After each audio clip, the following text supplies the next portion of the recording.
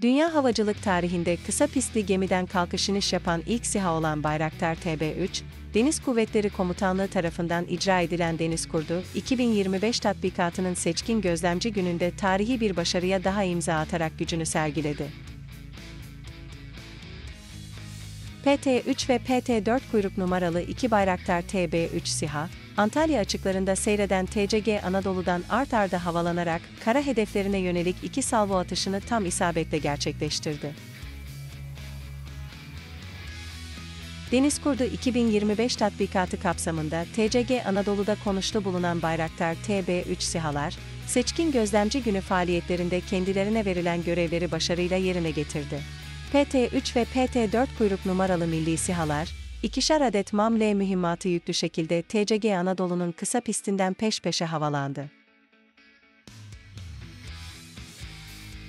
Baykar tarafından geliştirilen yapay zeka destekli görev algoritmaları ile tam otonom şekilde gerçekleştirilen uçuşta Bayraktar TB3 SİHA'lar, senaryo dahilindeki kara hedeflerine 2 salvo halinde toplam 4 MAM-L mühimmatını tam isabetle gönderdi. Başarıyla icra edilen mühimmatlı atış görevinin ardından Bayraktar TB3 SİHA'lar için planlanan bir sonraki faaliyet aşamasına geçildi.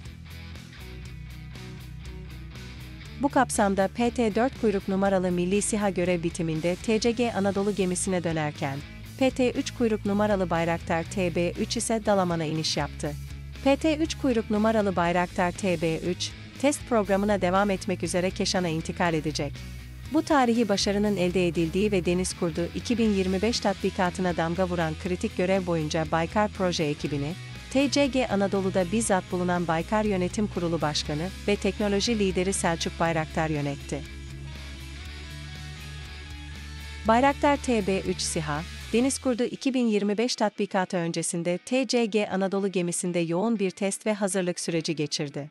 22-25 Nisan 2025'te Saros Körfezi'nde seyreden TCG Anadolu'da başarılı sortiler gerçekleştirildi. 25 Nisan 2025'te ise 4. prototip olan PT-4'ün de test sürecine katılmasıyla birlikte gemide ilk kez 2 milli SİHA eş zamanlı görev aldı. 9 Mayıs 2025 tarihinde intikal için Keşan'dan havalanan PT-3 ve PT-4 kuyruk numaralı 2 Bayraktar TB3 SİHA, TCG Anadolu gemisine uçarak konuşlandı. Aynı gün gemi üzerinde mühimmat yükleme testleri yapıldı. 11 Mayıs'ta gerçekleştirilen testlerde ise Bayraktar TB3 SİHA'lar, birinde Aselflor 500 diğerinde Aselsan Kets elektro-optik keşif, gözetleme ve hedefleme sistemi entegre edilmiş şekilde MAM-L mühimmatlarıyla başarılı atışlar yaparak bugünkü göreve hazır olduklarını gösterdi. Milli SİHA'ların tüm kalkış, iniş ve kontrol süreçleri eş zamanlı olarak TCG Anadolu üzerindeki yer kontrol istasyonu aracılığıyla ve Baykar tarafından geliştirilen yapay zeka algoritmalarının desteğiyle tam otonom olarak yürütülüyor.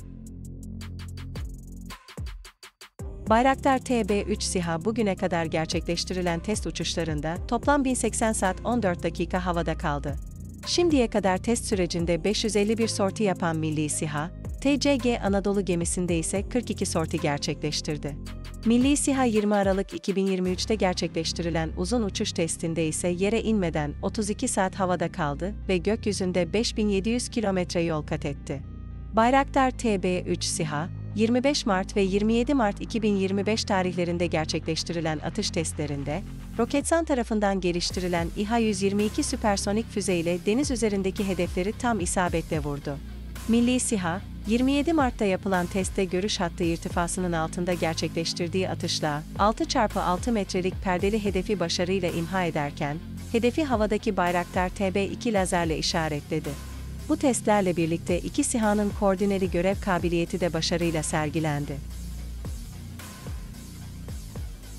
Milli SİHA Bayraktar TB3, Tİ tarafından yerli olarak geliştirilen PD-170 motoruyla 25 Haziran 2024'te Edirne'nin Keşan ilçesindeki Baykar Uçuş Eğitim ve Test Merkezi'nde 36.310 fit irtifaya ulaşarak önemli bir eşiği daha geçmişti. Milli havacılık tarihimizin irtifa rekoru ise 45.118 fit ile Baykar tarafından milli ve özgün olarak geliştirilen Bayraktar Akıncı TİHA'ya ait bulunuyor. Kara Kuvvetleri Komutanı Orgeneral Selçuk Bayraktaroğlu, Bayraktar TB3 SİHA'nın performansını değerlendirdi ve envantere alınacağını açıkladı.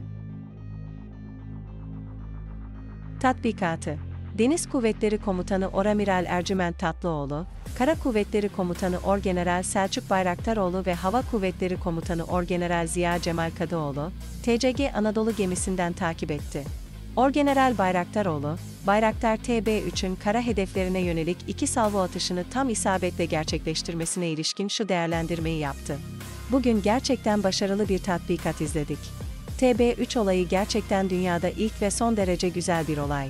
Kara Kuvvetleri Komutanlığı olarak dünyada belki en fazla İHA ve SİHA'ya sahip olan kuvvet komutanlığıyız. Dünyada kullanım, yönetim ve teknolojide birinci sırada olduğumuzu ifade etmek istiyorum. Şu anda TB3'ün TCG Anadolu gemisine ilk kalkmasını ve inmesini gördük. İlk partiyi de Kara Kuvvetleri Komutanlığı'na alıp en iyi şekilde kullanacağız. Hava Kuvvetleri Komutanı Orgeneral Ziya Cemal Kadıoğlu da Bayraktar TB3'ün TCG Anadolu'dan iniş kalkış başarısına şahit olmaktan gurur duyduklarını dile getirerek şunları söyledi. Mavi vatanımızın üzerinde büyük bir hacimden ibaret olan Gökvatan'dan sorumlu Hava Kuvvetleri Komutanlığı olarak, deniz ve hava konseptini müştereken oluşturma ve bir sinerji yaratma yolunda süreci ilerletiyoruz.